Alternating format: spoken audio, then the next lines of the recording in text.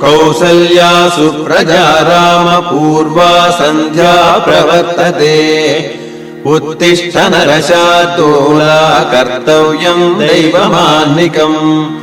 कौसल्या सुप्रजा रामपूर्वा सन्ध्या प्रवर्तते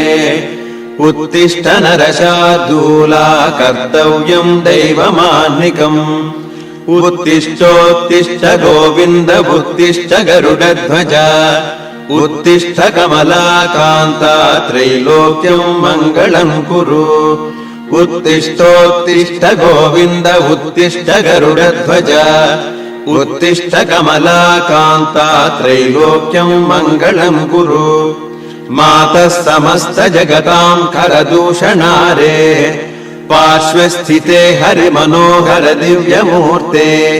श्रीस्वामिनि श्रित जनप्रियदानशीले श्रीरामचन्द्र दयिते तव सुप्रभातम्।